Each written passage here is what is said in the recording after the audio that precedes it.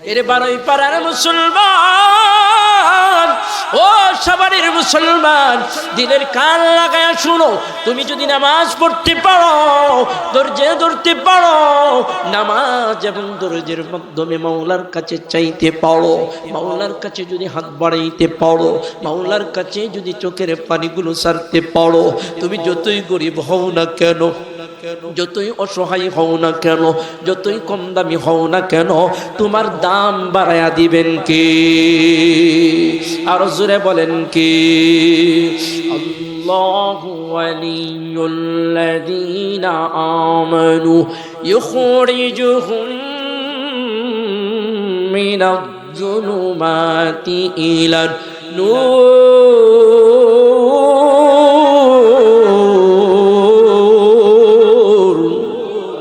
মহান রব্বুল আলামিন ফরমান, যে মানুষগুলো আমাকে রব বানায়, যে মানুষগুলো রব মানে, ওই মানুষগুলোকে আমি সাহায্য করি।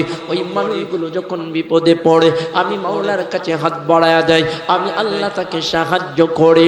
আল্লামা কুরতুবী রাহমাতুল্লাহি আলাইহি তিনি এক আল্লাহর ওলির জীবনী বর্ণনা করেছেন, যার নাম ছিল সুলতান ইবনে আদল। তিনি যখন ইন্তিকাল করবেন যেই রাত্রে, ওই রাত্রির প্রথম ভাগে তার বিবির কাছে ডাইকা ডাইকা বলে, বিবি রে, আমি এক ভয়ঙ্কর স্বপ্ন দেখলাম, আমি একটা স্বপ্ন দেখলাম। বিবি ডাইকা বলে, স্বামী আমার কি স্বপ্ন দেখলেন? ওই বিবিকে ডাইকা বলে, স্বামী বিবি রে, আমি দেখলাম আমারে আমার মাওলার ডাকে ডাইকা ডাইকা বলে, রে সুলতান ইবনে আদল, আর কতদিন দুনিয়াতে থাকবি? আয় আয় আয় আয় আমার কাছে আয়, আমি তোর জন্য জান্নাতে ঘর বানায়া রাখছি, জান্নাতে সুন্দর একটা বাড়ি বানায়া রাখছি। বিবি ডাইকা বলে, স্বামী আমার এটা তো ভালো স্বপ্ন, ঘুম ভাঙ্গার কি হইল? সুলতান ইবনে আদল ডাইকা বলে, বিবি রে, এই স্বপ্নের মাহাত্ম্য তুমি জানো না, এই স্বপ্নের মাহাত্ম্য তুমি বুঝো না। যদি বুঝতে পারতাম চোখের পানিগুলো ধরে রাখতে পারতাম না। বিবি ডাইকা বলে, স্বামী আমার এই স্বপ্নের মাহাত্ম্য কি গো? সুলতান ইবনে আদল ডাইকা বলে, বিবি আমার এর মানে মনে হয় বেশি দিন দুনিয়াতে থাকবো না, মাওলা মনে হয় আমারে দুনিয়া থেকে নিয়ে যাইবে, মাওলার ডাকে মনে হয় সারা দেব। বিবিকে ডাইকা বলে, রে বিবি, আমি যদি রাত্রি মারা যাই, রাতের বেলায় দাফন কইরা দিও, দিনে মারা গেলে দিনের বেলায় দাফন কইরো। লম্বা আলোচনা শুধু বুঝাইতে চাই, যেই মানুষটা মাওলার জন্য পাগল হয়, যেই মানুষটা আল্লাহর জন্য পাগল হয়, ওই মানুষটার মাওলার সঙ্গে কেমন সম্পর্ক হয়, ওই মানুষটার চাওয়া আল্লাহ কেমন কইরা পূরণ করে, ওই মানুষটার আরজি আল্লাহ কেমন কইরা পূরণ করে। আল্লামা কুরতুবী রাহমাতুল্লাহি আলাইহি বর্ণনা করেন, ওই আল্লাহর ওলি ওসিয়ত কইরা গেল রাতের বেলায় দাফন কাফন করার জন্য। আল্লাহর ওলি যখন তাহাজ্জুদের রক্ত মারা গেল, ওই যে এলাকার মধ্যে আল্লাহর ওলি বসবাস করত, কোনো মানুষ ছিল না, জনমানবহীন এলাকা, শুধু বিবি বাচ্চা নিয়ে বসবাস করত। বিবি আবার চিন্তা করতেছে, আমি মহিলা মানুষ কেমন করে আমার স্বামীর শেষ ওসিয়ত পুরা করব, রাত্রি বেলায় দাফন করব, আমি তো মহিলা মানুষ, দাফন কাফনই বা কেমন করে করব, গোসলই বা কেমন করে করাইব, কাফনের কাফরই বা কেমন করে চড়াইব। আল্লামা কুরতুবী রাহমাতুল্লাহি আলাইহি বর্ণনা করেন, ওই আল্লাহর ওলির স্ত্রী ওই পাহাড়ের মধ্যে উইটা গেল, পাহাড়ের চূড়ার মধ্যে উইটা দুইখানে হাত বাড়ায়া দিও, ডাইকে বলে, মালিক তুমি তো বলেছ যেই মানুষটা নামাজ এবং ধৈর্যের মাধ্যমে চায়, ওই মানুষটার তুমি সাহায্য করো, ওই মানুষটার সঙ্গে থাকো। কো মাওলা, আমি যত দূর জানি আমার স্বামী একজন নামাজি মানুষ, আমার স্বামী একজন পরহেজগার মানুষ, আমার স্বামী একজন তাকওয়াবান মানুষ, জীবনে কোনোদিন অপরাধ করে নাই, কারো ক্ষতি করে নাই, কারো হক নষ্ট করে নাই, কাউকে গালি দেয় নাই। আমরা বিবি বাচ্চার হক সে কোনো রকম নষ্ট করে নাই। ও আকাশের মালিক, আমি স্বামী এমন ওসিয়ত কইরা গেছে রাত্রিবেলায় মারা যাইলে দাফন কাফন করার জন্য, কিন্তু আমি মহিলা মানুষ কেমন কইরা দাফন কাফন করব, কেমন কইরা গোসল করাইব। আল্লামা কুরতুবী রাহমাতুল্লাহি আলাইহি বর্ণনা করেন, ওই আল্লাহর ওলির স্ত্রী যখন পাহাড়ের মধ্যে ওইটা স্বামীর ওসিয়তের কথা যখন মাওলার কাছে বলল, মহান রব্বুল আলামিন আল্লাহর ওলি জুনাইদ বাগদাদী রাহমাতুল্লাহি আলাইহির মাধ্যমে 1 মাইল নয়, 2000 মাইল নয়, 2500 মাইল দূর থেকে জুনাইদ বাগদাদী রাহমাতুল্লাহি আলাইহিকে আল্লাহ কুদরতি ভাবে আনাইয়া আল্লাহর ওলি সুলতান ইবনে আদেলের দাফন কাফনের ব্যবস্থা কইরা দিয়েছে। জোরে জোরে বলেন সুবহানাল্লাহ। সব কিছুর মালিক কে? নামাজ পড়লে সম্মান বাড়ায় দেয় কে? ধৈর্য ধরলে সম্মান বাড়ায় দেয় কে?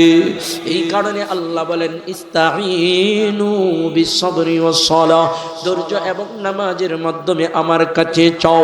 আমার মাওলা ডাক দেই, গোলাম ধৈর্য এবং নামাজের মাধ্যমে যদি চাইতে পারো আমি মাওলা তোমারে দেব, আমি মাওলা তোমারে দেব। আল্লামা কুরতুবী রাহমাতুল্লাহি আলাইহি বর্ণনা করেন, আল্লাহর ওলি সুলতান ইবনে আদেলের দাফন কাফন সম্পন্ন করার পর একজন আগন্তুক ব্যক্তি যখন বিদায় নেয়, এমন সময় আল্লাহর ওলি জুনাইদ বাগদাদী রাহমাতুল্লাহি আলাইহি ডাইকা বলে, একটু দাঁড়ান, আপনি কে গো? আপনাকে তো চিনতে পারলাম না, আপনার পরিচয়টা দেন। আল্লামা কুরতুবী রাহমাতুল্লাহি আলাইহি বলে, যেই মানুষটা জানাজায় অংশগ্রহণ করেছিল, কাফনের কাপড় নিয়ে এসেছিল, ওই মানুষটা যখন বিদায় নেয় আল্লাহর ওলি জুনাইদ বাগদাদী রাহমাতুল্লাহি আলাইহি কাফনের জামা দইরা ডাইকা বলে, ও আল্লাহর গোলাম, আপনি জানাজার নামাজ পড়াইলেন, কাফনের কাপড় নিয়ে আসলেন, আপনি কে গো? আপনাকে তো চিনতে পারলাম না, আপনার পরিচয়টা আমাকে দেন। ওই আল্লাহর গোলাম ডাইকা বলে, জুনাইদ বাগদাদী, না না, আমার পরিচয় জানার দরকার নাই। জুনাইদ বাগদাদী ডাইকা বলে, যতক্ষণ না পরিচয় দিবেন ততক্ষণ পর্যন্ত আমিও আপনাকে ছাড়ব না, আমিও আপনাকে যেতে দেব না। ওই কাফনের কাপড় যিনি নিয়ে আসলেন তিনি ডাইকা বলেন, জুনাইদ রে, আমার পরিচয় দেওয়াটা কি বড় দরকার? জুনাইদ বলে, হ্যাঁ হ্যাঁ, আপনার পরিচয় যতক্ষণ না জানতে পারবো ততক্ষণ মনের মধ্যে তৃপ্তি পাবো না, ততক্ষণ মনের মধ্যে শান্তি পাবো না। আল্লামা কুরতুবী রাহমাতুল্লাহি আলাইহি বর্ণনা করে, ওই আগন্তুক ব্যক্তি, কাফনের কাপড় নিয়ে আসা ব্যক্তি, জানাজা পড়ানেওয়ালা ব্যক্তি ডাইকা বলে, জুনাইদ, আমি হইলাম খাজির আলাইহিস সালাম, যেই হয়েছিল সেই খাজির আলাইহিস সালাম আমি। জুনাইদ বাগদাদী বলে, আপনি কেমন কইরা আসলেন? খাজির আলাইহিস সালাম ডাইকা বলে, আমার মাওলা আমারে জানায়া দিছে এক আল্লাহর ওলি বিদায় নিছে, তার দাফন কাফনের কাজ সম্পন্ন করতে হবে, তাই আমি কাল বিলম্ব না কইরা মহান রব্বুল আলামিনের কুদরতে ওই আল্লাহর ওলির দাফন কাফনের কাজ সম্পন্ন করার জন্য আসলাম। জুনাইদ বাগদাদী রাহমাতুল্লাহি আলাইহি বলে, ও আল্লাহর ওলি, আমিও তো একই খবর পাইয়া 2500 কিলোমিটার রাস্তা মহান রবের কুদরতি ভাবে পার হইয়া আল্লাহর ওলি সুলতান ইবনে আদেলের জানাজার নামাজ পড়ার জন্য আসলাম। এইভাবে যারা আল্লাহর ওলি হয়, মহান রব্বুল আলামিনের কাছে প্রিয় হয়, আল্লাহর কাছে মাহবুব বান্দা হয়, ওই মানুষগুলোকে সাহায্য করেন কে? আর জোরে বলেন কে? এই কারণে আল্লাহ ডাইকা বলেন, ইস্তাঈনু বিসসবরি ওয়াস-সালাহ, ইন্নাল্লাহা মা'আস-সাবিরিন। যারা নামাজ এবং ধৈর্যের মাধ্যমে আমি মহান রব্বুল আলামিনের কাছে চাই, আমি মহান রব্বুল আলামিনের কাছে হাত বাড়াই, আমি মহান রব্বুল আলামিনের কাছে ধৈর্য ধারণ করে আমি মহান রব্বুল আলামিনের কাছে সাহায্য চাই, আল্লাহ বলে ওই মানুষগুলোকে আমি সাহায্য করি, ওই মানুষগুলোকে আমি সাহায্য করি। আল্লাহর গোলাম ওই গোলাম ডাইকা বলেন, আল্লাহ আমি 24 ঘন্টা আমল করতে পারি না, কেননা আমি একজনের গোলাম, আমি একজনের কৃত গোলাম। ওই দুনিয়ার মালিকের ইবাদত করতে হয়, ওই দুনিয়ার মালিকের দাসত্ব করতে হয়। ও মাওলা, তুমি যদি আমার এই মুক্তির ব্যবস্থা কইরা দিত, আমি 24 ঘন্টা তোমার গোলামি করতাম, 24 ঘন্টা তোমার দাসত্ব করতাম। এই বইলা আল্লাহর ওলি আল্লাহর গোলাম যখন কান্দে, চোখের পানিগুলো সাইরা সাইরা কান্দে। ওই বাড়ির মালিক আবার রাত্রিবেলা আকাশের মুখের ঝলক দেইকা, আলোর রশ্মি দেইকা অবাক হয়ে গেল, মনে মনে চিন্তা করতে আরম্ভ করলো, হাই হাই আমার বাড়িতে কোন আল্লাহর ওলির জানি আগমন ঘটেছে, আমার বাড়িতে কোন আল্লাহর ওলির জানি আগমন ঘটেছে, যেই আল্লাহর ওলির উপর আল্লাহর রহমত এবং সকিনা নাজিল হয়।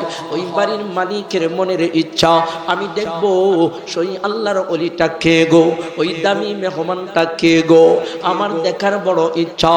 ওই কিতাবের মধ্যে আসছে, আল্লাহর গোলাম ওই বাড়ির মালিক যখন ওই আল্লাহর ওলিকে দেখার জন্য এবার পেরেশান হয়ে গেল, বাড়িটা ঘুরতে ঘুরতে ঘুরতে ঘুরতে যাইয়া দেখে গো, ওই আলোক রশ্মি আকাশ থেকে যে নামছে, এটা অন্য কোথাও নয়, তার বাড়ির গোলাম, কৃত গোলামের ভাঙ্গা করে আকাশ থেকে আলোর রশ্মি পড়ে।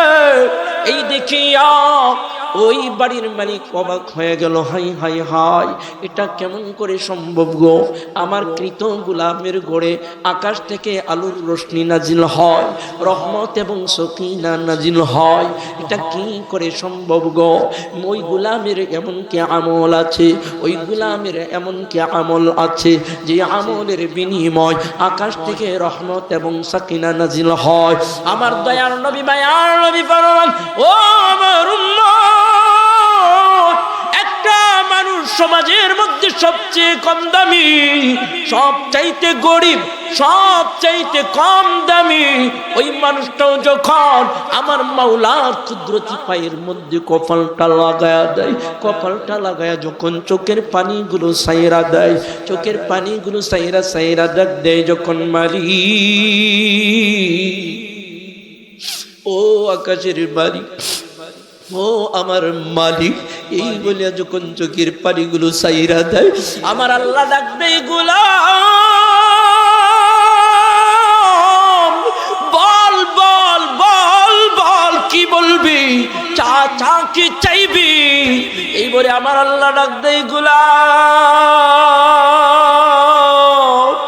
বল বল কি বলবি, চা চা কি চাইবি।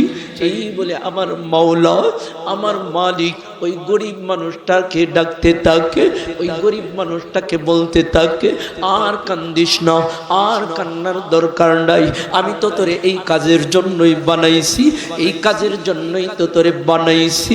ওয়ামা খালাকতুল জিন্না ওয়াল ইনসা ইল্লা লিয়াবুদুন, আমি তো আমার ইবাদতের জন্যই তোরে বানাইছি, আমার ইবাদত তো তুই করলি, আমি আল্লাহ তোরে জমিনের উপরে দামি বানায়া দিলাম। জোরে জোরে বলেন সুবহানাল্লাহ। শুধু তাই নয়, দয়াল নবী মায়ার নবী ফরমান, একজন গুনাহগার, একজন পাপীও যখন রাত্রি গভীর বেলায় চোখের পানিগুলো সাইরা নামাজ আদায় কইরা যাই নামাজের মধ্যে বসিয়া দুইখানা হাত আকাশের দিকে বাড়ায়া দেয়, আকাশের দিকে যখন বাড়ায়া দেয়, আকাশের দিকে যখন মেলায়া দেয়, আকাশের দিকে যখন তাকায়া যায়, ওই গুনাহগার ওই পাপী যখন আসমানের দিকে তাকাইয়া চোখের পানিগুলো গড় গড় গড় গড় কইরা সারে, আমার মাওলা ডাকতে থাকে, রে গোলাম এমন কি চাও, চোখের পানিগুলো সাইরা সাইরা আমার মাওলা জানার পর ডাক দেয়, গোলাম রে, এ গোলাম তোর কিসের অভাব, আমি মাওলার কাছে চাও, আমি মাওলা তোর চাওয়া পূরণ করব। আমি মাওলার কাছে বল, আমি তোর চাওয়া পূরণ করব। তোর রিজিকের অভাব নেই, আমি আল্লাহ রিজিকের অভাব দূর করব। তোর সুখের অভাব নেই, আমি আল্লাহ তোকে সুখ শান্তি দান করব। তোর ভিতরে কি অশান্তি, আমি আল্লাহ তোর সমস্ত অশান্তি দূর কইরা দিব। আমার মাওলা এমন কইরা ডাকতে থাকে, কিন্তু আজকে আমরা মাওলারে ডাকতে পারি না, যার কারণে আপনার আমার হাজত পূরণ হয় না। জোরে জোরে বলেন ঠিক কি না?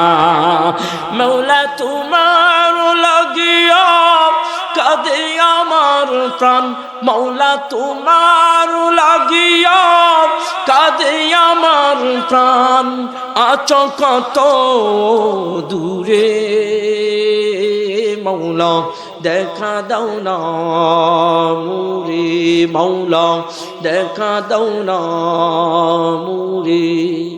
আকাশে সূর্য হাসে,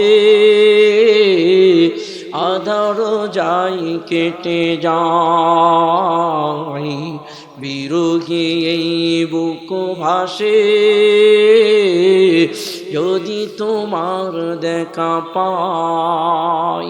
মাওলা তোমার প্রেম দাও, আপন করে নাও, মাওলা তোমার প্রেম দাও, আপন করে নাও। এই অন্তর ঘুমরে মোরে মাওলা দেখা দাও না মুরে, মাওলা দেখা দাও না মুরে। যে মানুষগুলো মাওলার জন্য পাগল হয়, আল্লাহর জন্য পাগল হয়, ওই মানুষগুলোকে সাহায্য করে কে? আরো জোরে বলেন কে? আল্লাহু আকবার। ওই মানুষগুলোকে সাহায্য করে আল্লাহ, ওই মানুষগুলোকে সাহায্য করে আল্লাহ। ওই আল্লাহর গোলামের ঘরে যখন আলোকের রোশনি যখন আসমান থেকে নাজিল হয়, ওই আলোক রোশনি যখন গোলামের ঘরে পড়ে, মালিক অবাক হয়ে গেল। আমার গোলাম এমন কি আমল করে, আমার গোলাম এমন কি আমল করে, আমার কৃত দাস এমন কি আমল করে, যে আমলের বিনিময় আকাশ থেকে আলোর রোশনি নাজিল হয়, আকাশ থেকে নূরের ঝলক নাজিল হয়।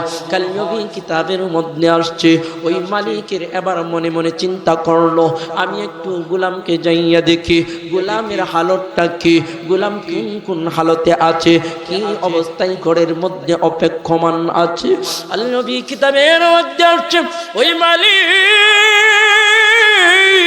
এইবার যখন ওই গোলামের ঘরের পাশে যাইয়া বাঙ্গা বেড়ার ফাঁক দিয়া চক্ষু মেলাইয়া যখন ঘরের ভিতরে তাকাইয়া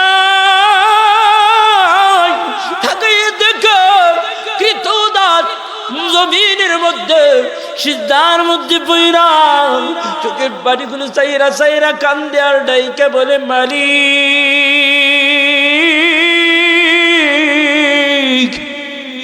সবাই ঘুমায়, আমার ঘুম নাই, আমার ঘুম নাই, আমার ঘুম নাই। কেননা আমি 24 ঘন্টা তোমার ইবাদত করতে পারি না, 24 ঘন্টা তোমার দাসত্ব করতে পারি না, আমি তোমার মন মতো ইবাদত করতে পারি না, যতটুকু সময় পাই তোমার গোলামি করে। ওগো আকাশের মালিক, তাই আমার মনে অশান্তির আগুন জ্বলে, দাও দাও কইরা জ্বলে। আমি যদি সময় পাইতাম আমার গোটা জীবন তোমার জন্য কুরবান করিয়ে দিতাম, তোমার জন্য আমার জীবনটা সঁপিয়া দিতাম, তোমার জন্য আমার জীবন উৎসর্গ কইরা দিতাম। ও আকাশের মালিক, কিন্তু আমি তো অন্যের কিনা গোলাম, আমি তো অন্যের কৃত দাস, যার কারণে ওই মালিকের কাজ করতে হয়, ওই মালিকের হাজত ছাড়তে হয়। 24 ঘন্টা তোমার ইবাদত করতে পারি না, 24 ঘন্টা তোমার গোলামি করতে পারি না, 24 ঘন্টা তোমার ডাকতে পারি না। এই জন্য রাগান্বিত হয় না, এই জন্য আমার প্রতি গুসা করিও না। এমন কইরা যে মালিকগুলো, যে মানুষগুলো আমার মাওলারে ডাকে, আমার মাওলার কাছে সাহায্য চায়, ওই মানুষগুলোকে সাহায্য করে কে? আমরা সাহায্য চাইবো কার কাছে? আরো জোরে বলেন কার কাছে? কিন্তু আজকে আমাদের সমাজে অশান্তি হলে, পরিবারের মধ্যে অশান্তি হলে ল্যাংটা বাবার কাছে যায়, বিভিন্ন বন্ড পীরের কাছে যায়। জোরে বলেন যাই কি যাই না? খবরদার, খবরদার। সুখ শান্তির মালিককে, সুখ দেওয়ার মালিককে, সন্তান দেওয়ার মালিককে চাইতে হলে কার কাছে চাইতে হবে? আরো জোরে বলেন কার কাছে চাইতে হবে?